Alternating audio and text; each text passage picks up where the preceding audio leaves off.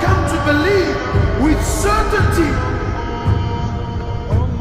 that every single human being, whoever lived, whoever's living, and whoever is to come and live on this earth, wallahi, every single human being, every single jinn, every single animal that walks on this earth, every single bird that takes the flight in the sky, every single fish that swims in the oceans of Allah Azza wa Jal, wallahi, every single land, every single country, wallahi, with all their governments and all their military force and all their might and all their science and all their money and all their know-how, all with the exception of none, every country, every tree, every grain of sand, every mountain, every river, every ocean, every single angel, the billions and billions and billions of angels, all of them, with the exception of none, Mikael, Jibreel, Israfil, all, the first heaven, the second heaven, the third heaven, the fourth heaven, the fifth heaven, the sixth heaven, the seventh heaven, the ocean above it, the eight that carry the flag of Allah, the arch of Allah, all are dead, all are dead. Nothing moves, nothing stops, nothing makes, nothing breaks, nothing gives, nothing takes, nothing rises, and nothing falls, nothing harms, and nothing benefits. Illallah.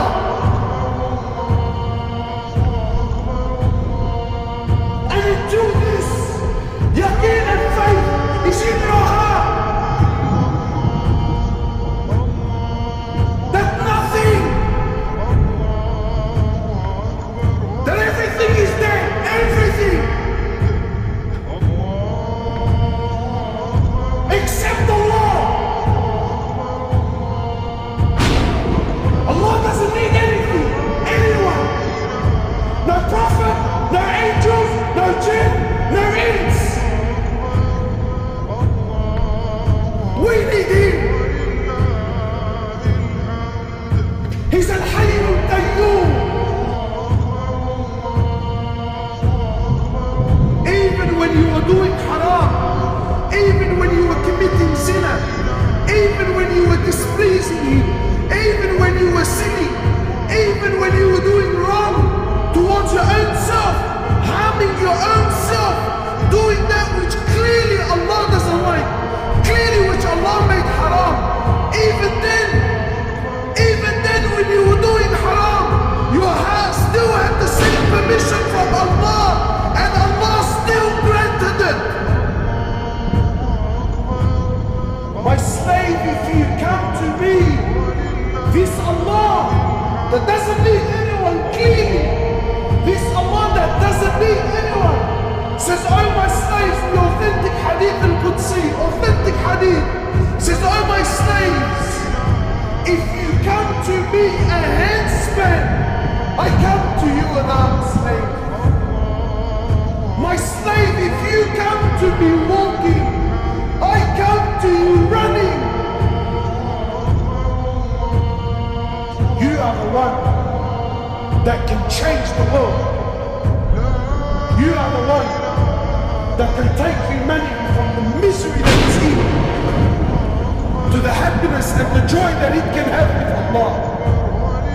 You are the one, single-handedly, you are the one that can take humanity from the darkness that we're in to the light of Allah Azza wa Jal and the light of Islam. You need to believe in yourself. Don't let people put you down. Don't let people convince you otherwise. You are special. You are a creation of Allah. Today the world is seeking happiness. Today the world is seeking the approval of men. People try to tell me that we want equality for women.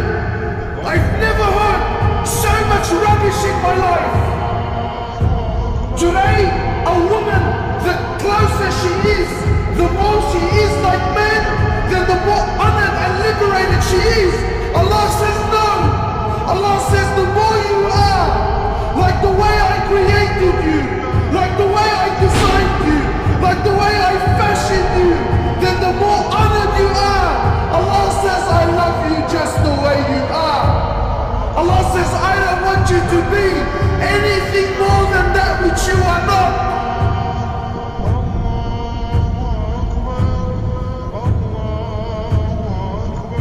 You are special. You are a Muslim. You are the follower of Muhammad sallallahu alayhi wa sallam. Look around you and see what's happening. Look around you, my brothers, really, if you haven't noticed what is happening to Muslims and what is happening to Islam, really you need to wake up. And I'm not the person that's all this all political and aspects. No.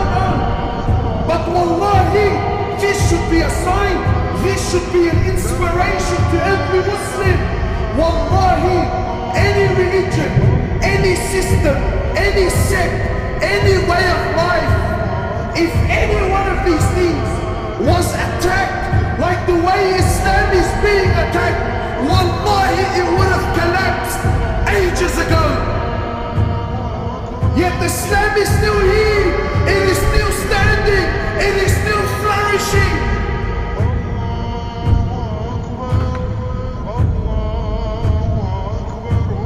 You are a Muslim. And Allah is waiting for you. The angels are waiting for you.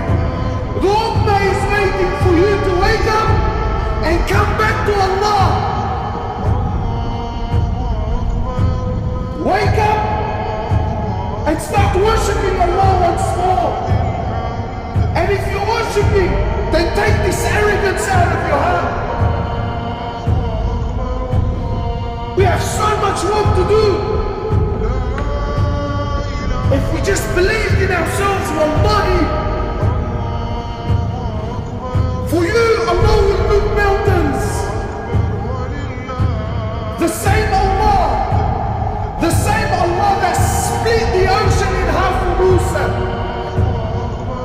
the same Allah that split the moon for Muhammad sallallahu alayhi wa sallam, the same Allah that stopped the land from its earthquake when Umar ibn Khattab hit it,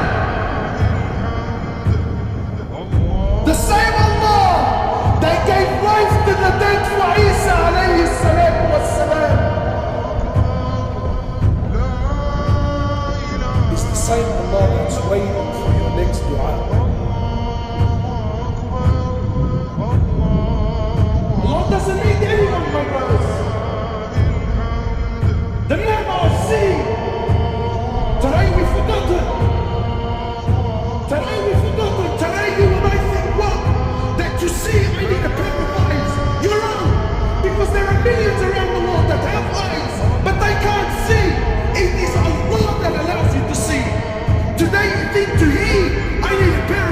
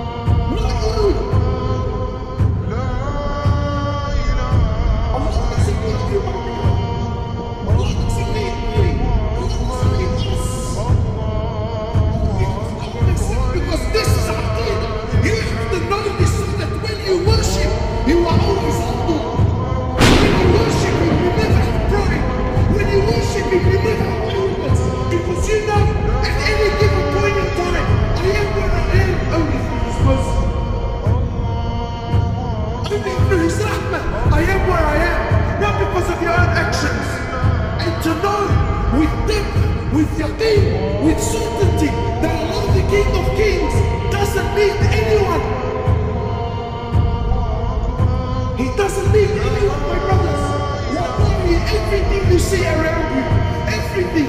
Today, the Muslims have so much fear in their hearts. Fear. Fear of the kuffar, fear of the West, fear of wars, fear of regulations, fear of this and fear of that.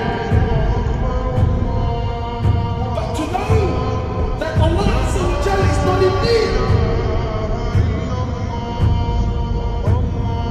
He's the first with no beginning. He's the last with no ending. He's Allah. He is Allah. Al-Malik. He's the King. He's the King. He's the one who on the day of judgment, when everything will come to an end, when Allah Azza wa Jalla will order the destruction of every living creature, when Allah Azza wa Jalla will order the destruction, the death of every human, of every animal, of every jinn, of every angel,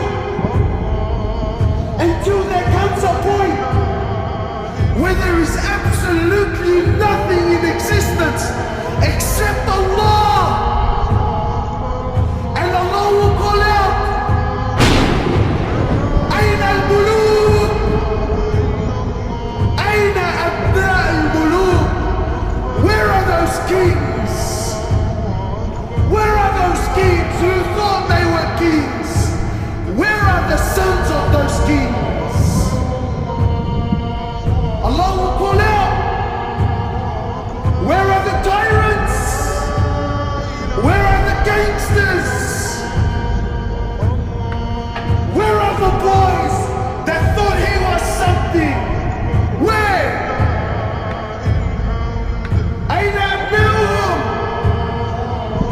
Where are their children? Allah will call. Where are they? And then he will ask,